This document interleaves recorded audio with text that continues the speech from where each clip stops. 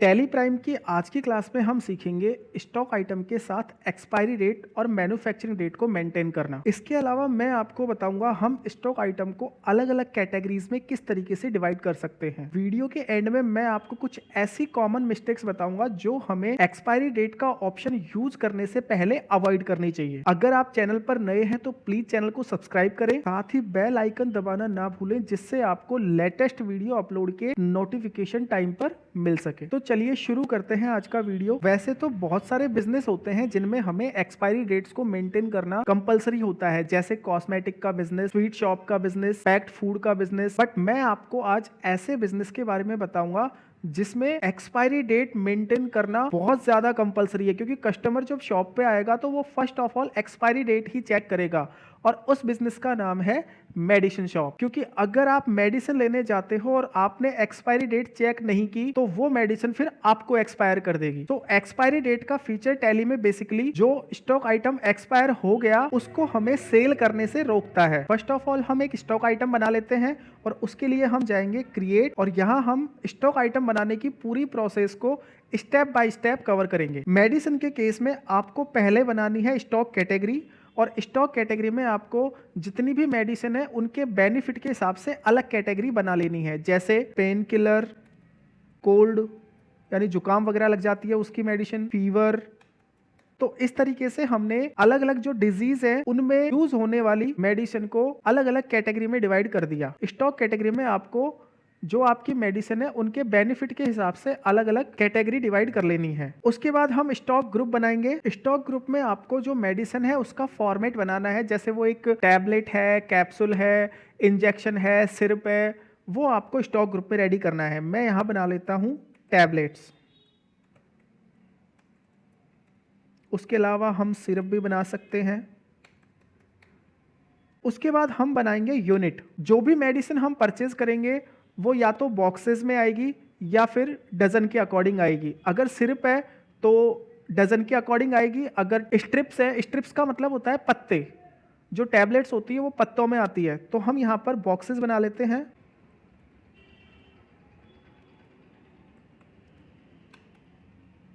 उसके अलावा मैं स्ट्रिप्स भी बना लेता हूँ।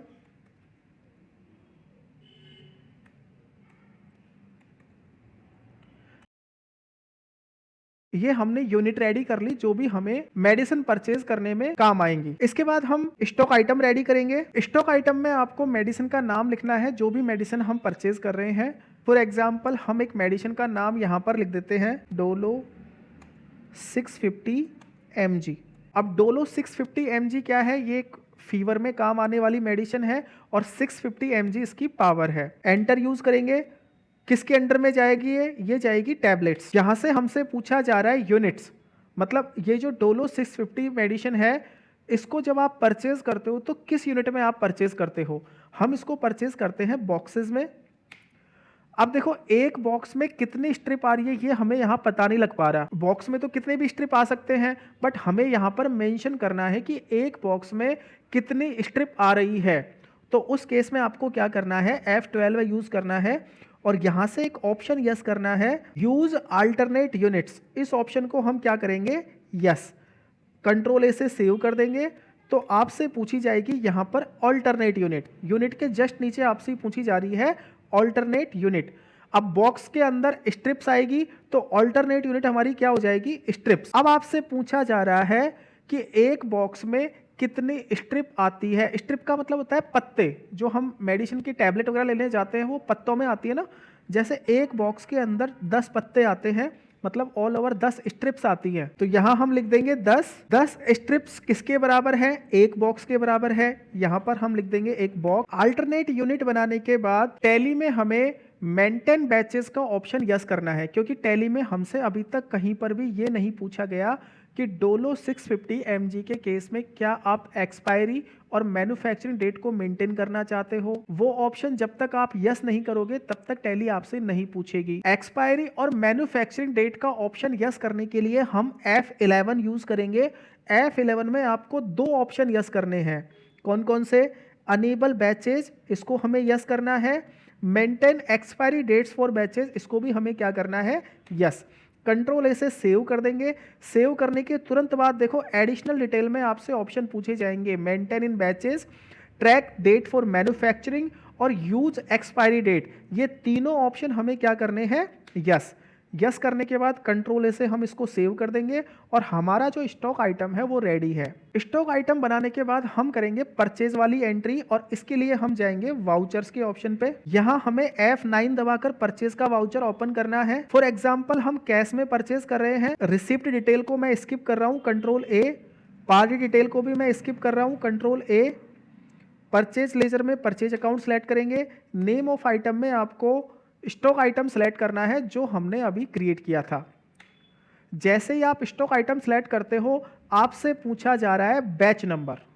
जितनी भी मेडिसिन होती है उनके स्ट्रिप के पीछे बैच नंबर लिखा हुआ होता है। अगर आपने कभी नहीं देखा तो मेडिसिन स्टोर पे जब आप नेक्स्ट टाइम मेडिसिन लेने जाओ तो उसको पलट के देखना, पीछे बैच नंबर और एक्सपायरी और मैन्युफैक्चरिंग डेट साथ साथ लिखी हुई होती है। ये बैच नंबर हमें कहाँ से मिलेंगे, जो भी बॉक्स हमारे पास आया है उस बॉक्स के ऊपर बैच नंबर लिखे हुए होंगे, वो बैच नंबर आपको यहाँ पर डालने हैं। फॉर एग्जाम्पल मैं यहाँ पर डाल देता हूँ DTB 1005, ये हमारा बैच नंबर हो गया। उसके बाद हमसे पूछी जा रही है क्वांटिटी। क्वांटिटी में मैं डाल देता हूँ 500 बॉक्स और 500 बॉक्स किसके बराबर होंगे, यानी 500 बॉक्स में 5000 स्ट्रिप्स आएंगे। रेट किसकी लगेगी, बॉक्स की लगेगी। जैसे एक बॉक्स हमें मिल रहा है 40 रुपये का।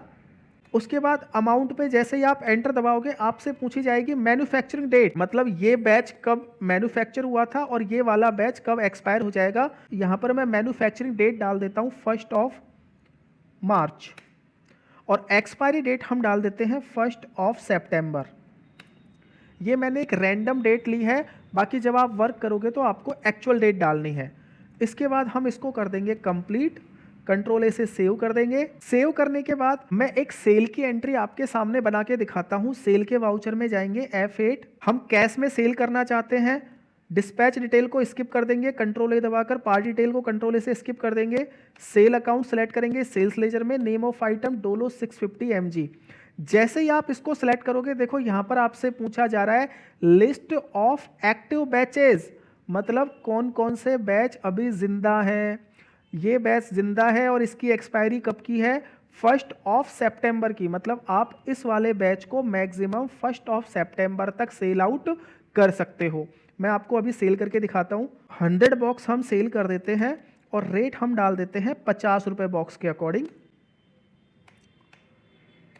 यहां से आपको डेट चेंज नहीं करनी, कभी भी एक्सपायरी और मैन्युफैक्चरिंग डेट सेल के वाउचर में कभी भी चेंज नहीं होगी। ऑलवेज परचेज के वाउचर में ही हम मैन्युफैक्चरिंग और एक्सपायरी डेट की एंट्री करते हैं। सेल के वाउचर में बैच की जो डेट आ रही है वही आपको एक्सेप्ट करवानी है। उसके बाद हम इस एंट्री को कर देते हैं एक्सेप्ट। अब मैं आपके सामने डेट चेंज करता हूं और डेट भी कौन सी, जब ये बैच एक्सपायर हो जाएगा उसके बाद की डेट लेता हूं। ये बैच कब एक्सपायर हो रहा है, 1 सितंबर को। मैं यहाँ एंट्री करता हूँ 2 सितंबर को। F2 यूज करेंगे, 2 सितंबर। डेट चेंज करने का शॉर्टकट क्या है, F2। मैंने डेट चेंज कर ली और अब मैं आपको सेल की एंट्री दिखाता हूँ। कैश, कंट्रोल ए से इसको हम स्किप कर देंगे। Sales account, stock item select करेंगे। जैसे ही आप स्टॉक आइटम पर एंटर दबाओगे यहाँ पर आपको कुछ भी नजर नहीं आएगा, वो बैच नजर ही नहीं आएगा। क्यों, क्योंकि बैच तो मर गया। कब, एक दिन पहले। आज क्या है डेट, 2 सितंबर, और वो कब मरा, 1 सितंबर। यानी जो भी दवाई एक्सपायर हो जाएगी, जो भी बैच एक्सपायर हो जाएगा, आप टैली में उसको सेल आउट नहीं कर सकते। जबकि अगर मैं 1 सितंबर को एंट्री करता हूँ, 1 सितंबर, F2 यूज करेंगे, 1 सितंबर, और अब अगर मैं एंटर यूज करता हूं तो आपको बैच दिखाई देगा, लिस्ट ऑफ एक्टिव बैचेस। तो ऑल ओवर मेरा समझाने का मतलब था, अगर आप टैली में एक्सपायरी और मैन्युफैक्चरिंग डेट को मेंटेन करना चाहते हो तो आपको टैली में F11 में enable batches with expiry date का ऑप्शन यस करना पड़ेगा। अब इसमें स्टूडेंट्स और बिगिनर्स कॉमन मिस्टेक क्या क्या करते हैं वो मैं आपको बता देता हूं। सबसे कॉमन मिस्टेक जो होती है वो होती है परचेज के वाउचर में। जब भी आप परचेज के वाउचर में एंट्री करोगे तो आपको एक चीज का ध्यान रखना है, जब भी परचेज के वाउचर में एंट्री होगी उसमें मैन्युफैक्चरिंग डेट ऑलवेज परचेज की एंट्री से पहले की होगी और एक्सपायरी डेट परचेज की एंट्री के बाद की होगी। फाइनेंशियल ईयर का भी ध्यान रखना है, एक्सपायरी कौन से फाइनेंशियल ईयर में हो रही है, मैन्युफैक्चरिंग कौन से फाइनेंशियल ईयर में हुई थी। जब आप स्टॉक आइटम क्रिएट करोगे तो वहां पर भी हमें कौन कौन सी चीजें यस करनी है, उन सब चीजों का ध्यान रखना है। पूरी चीजें आप प्रोसेस के साथ स्टेप बाय स्टेप करोगे तो ये बहुत ही आसान टॉपिक है और बहुत ही यूजफुल टॉपिक है। तो उम्मीद करता हूं आपको आज का वीडियो पसंद आया होगा। अगर वीडियो पसंद आया हो तो प्लीज चैनल को सब्सक्राइब करें। ऐसी ही इंफॉर्मेटिव वीडियोस के लिए बेल आइकन जरूर प्रेस करें। मिलते हैं आपसे नेक्स्ट वीडियो में।